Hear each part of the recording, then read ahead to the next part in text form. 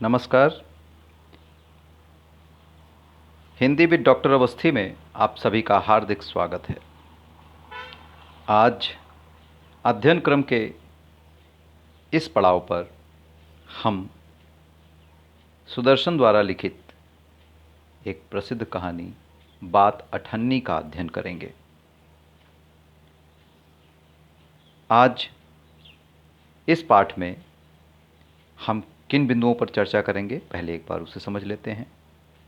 हम कहानी और लेखक का परिचय प्राप्त करेंगे, शीर्षक पर विचार करेंगे, कहानी का उद्देश्य एवं उसका संदेश समझेंगे, कहानी के सारांश को, उसकी व्याख्या को समझेंगे और अंत में कहानी के पात्रों का चरित्र चित्रण भी समझेंगे। लेकिन इससे पहले आपसे निवेदन है कि यदि अगर आप अभी तक आपने मेरे इस चैनल को सब्सक्राइब नहीं किया है तो कृपया कर दें तथा अपने विचारों से भी मुझे अवगत कराते रहें। कमेंट बॉक्स में आकर लाइक करें और अपने मित्रों के साथ शेयर भी करें। सुदर्शन वर्तमान पाकिस्तान के सियालकोट में सन 1895 में जन्मे थे। इनका वास्तविक नाम बद्रीनाथ था। इनकी एक कहानी हार की जीत बहुत चर्चित हुई थी, बहुत प्रसिद्ध हुई थी और इसी तरह की एक कहानी और इन्होंने लिखी थी, साइकिल की सवारी। तो अपनी इन कहानियों के कारण विशेष रूप से चर्चित सुदर्शन का देहांत 1967 में हो गया था। इनकी कहानियों में प्रभावी भाषा, सहज शब्दावलियाँ तथा मुहावरों का बहुत ही सरस प्रयोग देखने को मिलता है। अब बात अठन्नी की कहानी के परिचय के रूप में हम समझ लें कि उसका क्या परिचय है। बात अठन्नी की, जैसा कि शीर्षक से ही पता चल रहा है कि इस कहानी में अठन्नी अठन्नी कहते हैं 50 पैसे को। 50 पैसे की कोई बात है जिसको लेकर यह पूरी कहानी बनाई गई है। तो इस कहानी को जब हम पढ़ेंगे तो देखेंगे कि वाकई 50 पैसे की मतलब बहुत मामूली सी बात है जो एक कहानी जैसा महत्व रखती है। 50 पैसे की एक छोटी सी मामूली सी बात ने एक बड़ी कहानी का रूप ले लिया। क्या प्रभाव पड़ता है उस 50 पैसे का किसी के जीवन पर, यह इस कहानी में देखने को मिलेगा। तो कहानी में अठन्नी की बात की गई है, 50 पैसे की बात की गई है। आइए कहानी के उद्देश्य को समझते हैं, उसके संदेश को समझते हैं। बात अठन्नी की कहानी के जब उद्देश्यों पर हम चर्चा करते हैं तो इस कहानी के सर्वप्रथम उद्देश्य में हम देखते हैं कि भेदपूर्ण न्याय व्यवस्था पर व्यंग्य करना इस कहानी का उद्देश्य है। भेदपूर्ण न्याय व्यवस्था, ऐसी न्याय व्यवस्था जो जातिगत, धर्मगत या वर्गगत भेदभाव के आधार पर न्याय करती हो, उस पर व्यंग्य किया गया है। बात अठन्नी की इस कहानी में जो कहानी का नायक है, रसीला, कहानी का प्रमुख पात्र, वह एक गरीब वर्ग से, निर्धन वर्ग का प्रतिनिधित्व करता है और उसकी निर्धनता, उसकी असहायता ही उसको उचित न्याय न मिल पाने का कारण है। तो उसके प्रति भेदपूर्ण न्याय व्यवस्था अपनाई गई है इस कहानी में, जिस पर लेखक ने व्यंग्य किया है। आज भी ऐसी भेदपूर्ण व्यवस्थाओं के कारण रसीला जैसे ही नहीं बल्कि बहुत सारे ऐसे लोग हैं जो इसके शिकार हो रहे हैं। तो यह कहानी आज भी उतनी ही प्रासंगिक है। दूसरा उद्देश्य देखें तो इस कहानी में अच्छे बुरे विचारों का महत्व समझाना। यदि व्यक्ति के मन में अच्छे विचार चलते हैं, अच्छे विचार होते हैं, तो वह अच्छे कार्यों के लिए प्रेरित होता है। जैसे ही मन में बुरे विचारों का जन्म होता है, वह बुरे गलत कार्यों की ओर, अपराध वृत्ति की ओर अग्रसर होता है, बढ़ता है, और बाद में परिणाम स्वरूप उसे उसका दंड भुगतना पड़ता है। तो अच्छे बुरे विचारों का महत्व भी समझाया गया है इसमें। तीसरे उद्देश्य के रूप में हम देखते हैं कि इस कहानी में धार्मिक एकता का प्रसार करना भी एक उद्देश्य है। इस कहानी का जो प्रमुख पात्र है रसीला, उसका मित्र मियाँ रमज़ान है, और वह एक ऐसा मित्र दिखाया गया है कहानी में जो आवश्यकता पड़ने पर उसकी पूरी मदद करता है। न केवल मदद करता है बल्कि उसके बदले में उससे कुछ नहीं चाहता, उसका साथ देता है, उसके प्रति संवेदनशील है। तो एक ऐसा धार्मिक एकत्व का भाव, एकता का भाव उसमें प्रतीत होता है कि रसीला और रमज़ान दो अलग अलग धर्मों के हैं, लेकिन इनके बीच ऐसी एकता प्रदर्शित की गई है, कहानी में दिखाई गई है, जिससे लगता है कि धार्मिक एकता को स्थापित करना भी कहानी का एक प्रमुख उद्देश्य है। और अंतिम उद्देश्य दिखाई देता है सच्ची मित्रता का भाव विकसित करना, जिसका अभाव आज समाज में होता जा रहा है। लोग स्वार्थ के कारण मित्रता करते हैं। यदि स्वार्थ सिद्ध होता है तब तो मित्र हैं, स्वार्थ सिद्ध नहीं होता है तो मित्रता समाप्त हो जाती है। तो ऐसी मित्रता आजकल नहीं देखने को मिलती जैसी रसीला और मियाँ रमज़ान के बीच में दिखाई देती है। तो ऐसी सच्ची मित्रता का भाव विकसित करना भी इस कहानी का एक प्रमुख उद्देश्य है। आइए अब हम कहानी के सारांश की ओर प्रस्थान करते हैं। सुदर्शन द्वारा लिखित बात अठन्नी की कहानी समाज के दो प्रमुख वर्गों पर आधारित है। एक वर्ग है अमीर यानी धनी वर्ग, और दूसरा वर्ग है गरीब यानी निर्धन वर्ग। अमीर वर्ग का प्रतिनिधित्व करते हैं इंजीनियर बाबू जगत सिंह और ज़िला मजिस्ट्रेट शेख सलीमुद्दीन, जो न केवल अमीर हैं बल्कि साधन संपन्न हैं और शक्तिशाली भी हैं। प्रशासनिक पदों पर भी ये बैठे हुए हैं, प्रशासनिक पद भी इनके पास है, मतलब ये शक्ति संपन्न भी हैं। और दूसरा वर्ग गरीब वर्ग, जो निर्धन वर्ग है, वह इन पर आश्रित दिखाया गया है। इस कहानी में इन पर आश्रित है। इंजीनियर बाबू जगत सिंह के यहाँ जो नौकर काम करता है वह है रसीला, वो गरीब वर्ग का है। रसीला, उसे महीने में 10 रुपये वेतन दिया जाता है।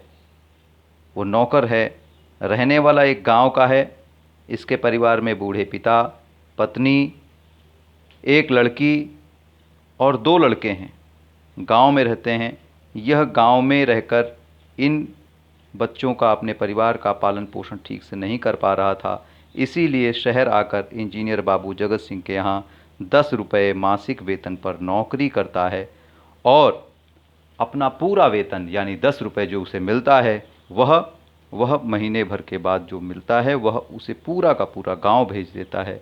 इस पर भी गांव में उसके परिवार का गुजारा होना मुश्किल होता है। तो यह है गरीब निर्धन वर्ग।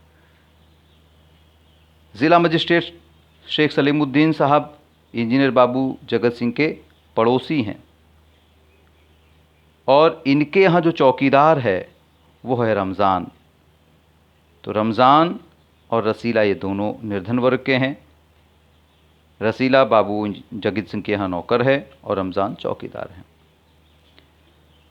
दोनों में मित्रता हो जाती है। रसीला और रमज़ान में मित्रता कैसे होती है उसके पीछे भी एक कारण है। कारण क्या है कि इंजीनियर बाबू जगत सिंह को मिठाई पसंद है, वे मिठाई को पसंद करते हैं, मिठाई का उनको काफ़ी शौक़ है। और ज़िला मजिस्ट्रेट शेख सलीमुद्दीन फल के शौकीन हैं।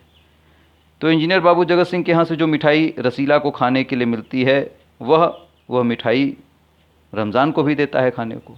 और इसी तरह ज़िला मजिस्ट्रेट शेख सलीमुद्दीन के यहाँ जो फल रमज़ान को खाने को मिलते हैं, वह रमज़ान रसीला के साथ बांट कर खाता है। तो दोनों में मित्रता हो जाती है, दोनों एक दूसरे के दुख सुख बांटते हैं, एक दूसरे से बातचीत करते हैं और एक दूसरे के प्रति धीरे धीरे इनका मित्रता का भाव विकसित होने लगता है, बलवान होने लगता है।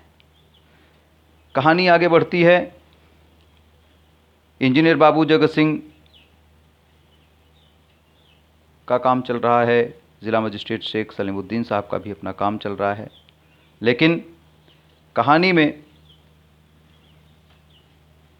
एक दिन अचानक रमज़ान देखता है कि रसीला किसी बात से दुखी है, निराश है, परेशान है। रमज़ान रसीला से उसका कारण पूछता है। रसीला पहले तो टाल देता है। इस पर रमज़ान कहता, अच्छा कोई बात नहीं है, तो खाओ मेरी सौगंध, अपनी कसम देने लगता है। जब रसीला उसका इतना अपनत्व देखता है तो भावुक हो उठता है और अपनी दुख भरी कहानी उसे बताता है कि क्या बताऊं मित्र, गांव में बेटा बीमार है, बच्चा बीमार है, वहाँ से पत्र आया है, खत आया है, पैसे भेजने की बात कही गई है, पैसे मेरे पास हैं नहीं। रमज़ान सलाह देता है तो उसमें क्या है, पेशगी ले लो, एडवांस ले लो, जो काम तुम कर ही रहे हो पहले से उसका पैसा ले लो। उसने कहा कि नहीं, वो मना कर देते हैं बाबू जगत सिंह कि नहीं, वो नहीं देंगे। वो हमेशा ये कहते आए हैं कि इससे ज़्यादा जितना पैसा मैं दे रहा हूँ, उससे ज़्यादा कोई और दूसरा पैसा दे रहा हो तो दूसरी जगह जाकर नौकरी कर लो, इससे ज़्यादा एक पैसा नहीं देंगे। लेकिन रसीला भोला भाला है, सीधा सरल है और संतोषी प्रकृति का है, इसलिए वह ये सोचता है कि कहीं जाएंगे तो हो सकता है 10 के बजाय 11-12 रुपए मिल जाएं। लेकिन आज तक इनके यहाँ मेरे ऊपर किसी ने संदेह नहीं किया, किसी ने मुझे कुछ कहा नहीं, इसलिए ठीक है यहीं पर। तो अपने भाग्य पर भरोसा करके वो वहीं पर टिककर नौकरी करता है। लेकिन बाबू जगत सिंह आज जब उसका बच्चा बीमार है गांव में तो पैसा देने से मना कर देते हैं। यह बात सुनकर रमज़ान थोड़ा ठहरता है, सोचता है, विचार करता है और कहता है रुको मैं आता हूँ। ये कहकर वो अपने कमरे में जाता है। वहाँ से लौटकर वो रसीला के हाथ में कुछ रुपए रखता है।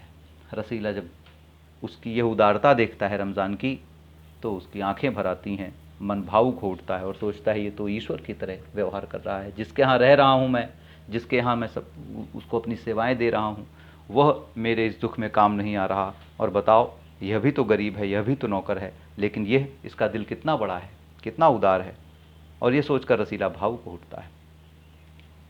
दिन व्यतीत होते हैं, पैसा वो गांव भेज देता है, बच्चा वहाँ स्वस्थ हो जाता है। रसीला धीरे धीरे करके अपनी तनख्वाह में से जो पैसा गांव भेजता था, थोड़े थोड़े पैसे काटकर रमज़ान के दिए हुए पैसे उसे वापस भी कर देता है। बस एक अठन्नी बच रहती है, अठन्नी 50 पैसे। बस वो जो अठन्नी बच रहती है, उसी अठन्नी की ये बात अठन्नी की कहानी वहीं से प्रारंभ होती है। कुछ ऐसा संयोग बनता है कि वो अठन्नी देने की नौबत नहीं आ पाती। केवल अठन्नी बची है, 50 पैसे बचे हैं और हर महीने वो बहुत कोशिश करता है रसीला, लेकिन वो 50 पैसे नहीं व्यवस्था कर पाता देने की। कुछ ऐसी बात पड़ जाती कि पूरे पूरे पैसे गांव भेजने पड़ जाते हैं, वो 50 पैसे रमज़ान को नहीं दे पाता और इसलिए वो चिंतित रहता है। ईमानदार है, इसलिए अपने मित्र रमज़ान से आंखें मिलाने में शर्मिंदगी महसूस करता है, लज्जा महसूस करता है कि कहीं अगर रमज़ान ने मुझे टोक दिया 50 पैसे के लिए तो मैं क्या जवाब दूंगा। तो इसलिए वो थोड़ा सा लज्जित अनुभव करता है उसके सामने आने में, क्योंकि उसका कर्जदार है। दिन बीत रहे थे। एक दिन रसीला ने इंजीनियर बाबू जगत सिंह को कमरे में किसी से बात करते हुए सुना। उसके कानों में बात पड़ी कि इंजीनियर बाबू जगत सिंह किसी से कमरे में कह रहे हैं कि अरे ये 500 तो बहुत कम है। बदले में, उत्तर में, वो व्यक्ति उनसे कह रहा था कि अरे जो भी हैं साहब रख लीजिए, ये समझिए कि आपने मेरा काम मुफ्त में किया, फ्री में किया। जैसे ही इतनी बात रसीला के कानों में पड़ी, रसीला को समझते देर न लगी कि इंजीनियर बाबू जगत सिंह भ्रष्ट हैं, रिश्वतखोर हैं, वो रिश्वत ले रहे हैं। ये 500 की जो बात हो रही है, ये रिश्वत की बात हो रही है। और वो वहाँ से वापस निकलकर रमज़ान के पास आता है, रमज़ान को बताता है कि मित्र ऐसी सी बात है, बताओ, मैं तो जानता नहीं था, लेकिन मेरे मालिक जो इंजीनियर बाबू जगत सिंह हैं वो तो रिश्वतखोर हैं, रिश्वत लेते हैं। रमज़ान मुस्कुराता है, बस इतनी सी बात, मेरे जो मालिक हैं ज़िला मजिस्ट्रेट शेख सलीमुद्दीन, ये तो उनके भी गुरु हैं। अभी आज भी एक शिकार फंसा है और 1000 रुपये से कम में बात नहीं बनेगी। मतलब जितना इंजीनियर बाबू जगत सिंह रिश्वत लेते हैं उससे ज़्यादा, लगभग 2 गुना ज़िला मजिस्ट्रेट शेख सलीमुद्दीन लेते हैं। मतलब कहने का कि इस अमीर धनी वर्ग के लोग जो हैं अपने पद और अपनी शक्ति के अनुसार भ्रष्टाचार के भी स्तर को बढ़ाए हुए हैं। जो जितना शक्तिशाली है, जो जितना महत्वपूर्ण पद पर है, वो उतना ही अधिक भ्रष्ट रिश्वतखोर है। रसीला मन ही मन सोचता है कि बताओ, ये लोग कितनी आसानी से रिश्वत के भरोसे पैसा कमा लेते हैं, 500-500, 1000-1000 रुपये इस तरह से कमा लेते हैं, और मुझे पूरा 1 महीना लगता है 10 रुपये कमाने में। अगर मैंने भी, देखिए अच्छे और बुरे विचार वाली जो बात मैंने बताई, अभी तक उसके मन में ऐसे विचार नहीं आते थे, लेकिन आज जब बाबू जगत सिंह को उसने ऐसा व्यवहार करते देखा तो उसके मन में अपनी ईमानदारी के प्रति पछतावा का भाव आ गया। उसके मन में आया, अगर ऐसे ही मैंने भी थोड़ा थोड़ा बचाया होता तो आज मुझे भी पैसे की कमी ना होती, मुझे भी इस तरह से कर्ज न लेना पड़ता। और बुरा चाहो तो बुरा तुरंत हो जाता है, ऐसी नौबत भी तुरंत आ गई। बाबू जगत सिंह ने भीतर से आवाज़ दी रसीला को, 5 रुपए की मिठाई लाने के लिए कहा। 5 रुपए दिए, रसीला गया दुकान तक हलवाई के यहाँ से मिठाई लाने। उसके मन में ये बात चल ही रही थी, अगर उसने थोड़ा थोड़ा बचाया होता तो आज पैसे की इतनी किल्लत उसके लिए ना होती। सो उसने 4.5 रुपए की मिठाई ली, 50 पैसे अठन्नी। बात अठन्नी की, ध्यान रखिएगा, यहीं से ये सब अठन्नी जो शुरू हो रहा है, यहीं से पूरा अठन्नी की बात चल रही है। अठन्नी 50 पैसे उसने बचा लिए, 4.5 रुपए की मिठाई ली, 50 पैसे अठन्नी लाकर उसने रमज़ान के हाथ में रखा और कर्ज मुक्त होने का सुखद अनुभव किया, बहुत अच्छा अनुभव किया। लेकिन समस्या अब शुरू हुई थी। जैसे ही उसने लाकर बाबू जगत सिंह के हाथ में वो मिठाई रखी, बाबू जगत सिंह अनुभवी व्यक्ति थे, रिश्वत लेने वाला भ्रष्ट व्यक्ति किसी के भ्रष्टाचार को भी बहुत जल्दी समझ जाता है। पहली बार भ्रष्टाचार किया था रसीला ने, और ये इधर अनुभवी व्यक्ति थे, तुरंत ताड़ गए। उन्होंने देखा, तुरंत प्रश्न किया, ये 5 रुपए की मिठाई है? रसीला ने जवाब तो दिया कि हाँ साहब, हाँ हुजूर, है तो 5 रुपए की। लेकिन ये जवाब देने में उसके चेहरे का रंग उतर गया था, मतलब वह घबरा गया था। क्यों घबरा गया था? क्योंकि पहली बार अपराध किया था। पहली बार कोई जब गलत कार्य करता है तो उस गलत के प्रति उसके मन में वो विश्वास उत्पन्न नहीं हो पाता, जिस विश्वास के साथ वो समाज के सामने खड़ा हो सके। कहीं ना कहीं मन में एक संदेह रहता है कि पकड़ा गया तो, पकड़ा गया तो। और वही हुआ। जैसे ही बाबू जगत सिंह ने उससे कहा कि 5 रुपए की मिठाई है, वो घबरा गया। मुंह से बोला हुजूर है तो 5 ही रुपए की, लेकिन अंदर से घबरा गया। चेहरे से साफ पता चल रहा था कि ये घबरा गया है। बाबू जगत सिंह तो अनुभवी थे, उन्होंने उसको 2 तमाचे लगाए। अच्छा, अगर 5 रुपए की तो चलो हलवाई के यहाँ, अभी सब पता चल जाएगा। जैसे ही ये बात सुनी, रसीला ने उसने तुरंत अपनी गलती स्वीकार कर ली और हुजूर पहली बार ऐसा किया, हुजूर अब दोबारा ऐसा नहीं करेंगे, और गिड़गिड़ाने लगा, माफ़ी मांगने लगा। बाबू जगत सिंह तो इसी फिराक में थे कि उसकी गलती स्पष्ट हो जाए। उन्होंने फिर उसे और पीटा, न केवल पीटा बल्कि उसे घसीट कर ले गए थाने। देखिए, बात 98 की, 50 पैसे की बात है। खुद भी पीटा, उसके बाद घसीट कर थाने ले गए, पुलिस वाले के सामने कहा कि इसने ऐसा ऐसा काम किया है, इससे मनवा लेना, और ये कहते हुए उस पुलिस वाले को भी 5 रुपये पकड़ा, 5 रुपये पकड़ाए। बात 98 की है, 5 रुपये पुलिस वाले को देते हैं खाली इसलिए कि इसको पीट के इससे मनवा लेना, जबकि वो खुद ही मान रहा है कि मैंने गलती कर दी, अब नहीं करेंगे। लेकिन बाबू जगत सिंह, ठहरे बाबू जगत सिंह इंजीनियर हैं, धनी हैं, धन का रौब है, तो उन्होंने जाके पुलिस वाले को 5 रुपये दिए और कहा मनवा लेना, लातों के भूत बातों से नहीं मानते। और यह कहकर उन्होंने उसको जेल में बंद करवा दिया। अगले दिन उसका केस पहुंचा कहाँ? ज़िला मजिस्ट्रेट शेख सलीमुद्दीन साहब की अदालत में। ज़िला मजिस्ट्रेट शेख सलीमुद्दीन साहब भी अपने को बड़ा न्यायप्रिय दिखाते थे। ध्यान दीजिएगा, जब कार्यवाही शुरू हुई अदालत की, तो रसीला ने बिना कोई जोखिम मोल लिए, बिना कोई रिस्क लिए सीधे अपना जुर्म कबूल कर लिया, अपना अपराध मान लिया, स्वीकार कर लिया कि जज साहब, मुझसे गलती हो गई, मैं ऐसा हूँ नहीं, लेकिन हो गई गलती, मैं मान रहा हूँ, दोबारा ऐसी कभी गलती नहीं करूँगा, माई बाप मुझे माफ़ कर दीजिए। कोई गलती करे और अदालत में मान भी ले, फिर उसको माफ़ी, ये तो न्याय व्यवस्था में आती नहीं है। न्याय व्यवस्था तो कहती है गलती, अगर अपराध हुआ है तो उसे सज़ा मिलनी चाहिए, और अगर अपराधी मान नहीं रहा तो उसके बारे में खोज होनी चाहिए, पड़ताल होनी चाहिए, अपराध सिद्ध करो। और यहाँ तो पहले ही मानने को तैयार है कि हाँ मैंने गलती की, तो सज़ा तो मिलनी चाहिए। चोरी चाहे 50 पैसे की हो, चाहे 50,000 की हो।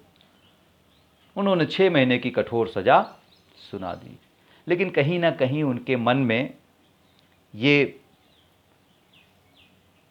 इस बात का आभास तो रहा होगा कि ये वो गलत कर रहे हैं। संभवतः ये सज़ा सुनाते हुए उनके चेहरे पर इसीलिए पसीना भी आ गया था, और उस पसीने को उन्होंने एक रुमाल से पोंछा। लेखक कहते हैं ये वही रुमाल था जो पिछली रात रिश्वत के रूप में 1000 रुपये बांध कर दिया गया था। उसी रुमाल से इन्होंने पसीना पोंछा।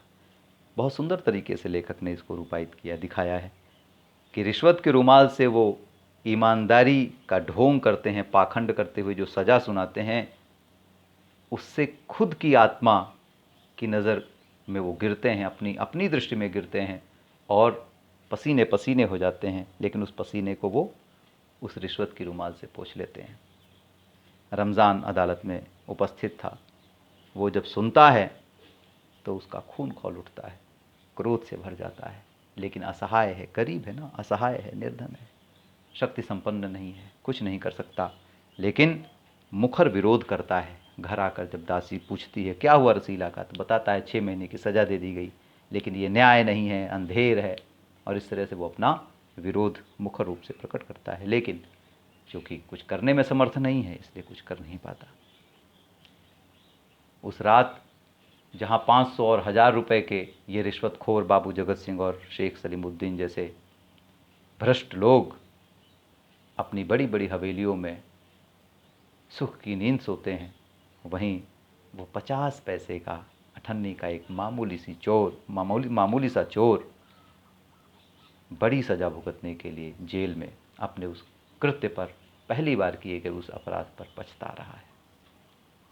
लेखक ने कहानी यहीं पर समाप्त कर दी, और इस कहानी के माध्यम से उसने बताया कि धन के बल पर प्रशासन एवं न्याय को खरीदकर किस तरह से लोग भ्रष्टाचार करते हैं, तथा किस तरह से निर्धनता, शोषण के कारण अपराधी बनता है यह वर्ग, और यह वर्ग यानी गरीब निर्धन वर्ग अन्याय सहने को विवश होता है।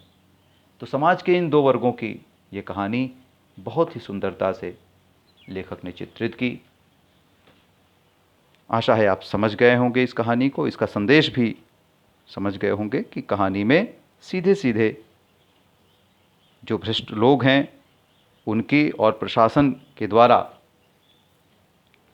किस तरह से भ्रष्टाचार में एक दूसरे को मदद करते हैं। धनी व्यक्ति ही शक्तिशाली पदों पर बैठे हुए लोगों को भ्रष्ट करता है और इस तरह से भ्रष्टाचार की ये जो फसल है खूब फल फूल रही है। समाज की ये एक बहुत बड़ी बुराई है जिस पर इसी तरह से व्यंग्य करना आवश्यक हो जाता है। अब हम कहानी के इस विश्लेषण के इस वीडियो के अगले अंश में पात्रों का चरित्र चित्रण देखेंगे। बात अठन्नी की कहानी जो सुदर्शन जी ने लिखी है, इसमें प्रमुख रूप से 4 पात्र हमें दिखाई देते हैं, आप देख रहे हैं। पहला जो उस कहानी का प्रमुख पात्र है वो है रसीला, बापू जगत सिंह उसके बाद हैं, रमज़ान है, शेख सलीमुद्दीन साहब हैं। रसीला के स्वभाव में, उसके चरित्र में हम पाते हैं कि वो एक सीधा सरल व्यक्ति है, अपराध वगैरह से कोसों दूर रहता है, भ्रष्टाचार रिश्वतखोरी आदि वो जानता ही नहीं है। उसने तो जब बापू जगत सिंह को किसी से रिश्वत लेते देखा तब उसकी समझ में आया कि ये भ्रष्टाचार कर रहे हैं, रिश्वत ले रहे हैं। कर्ज भी लेता है तो उस कर्ज को वापस करने के लिए वो बहुत ही उतावला रहता है, भावुक है, ईमानदार है और कर्तव्यनिष्ठ है। ये रसीला के चरित्र की विशेषताएं हैं।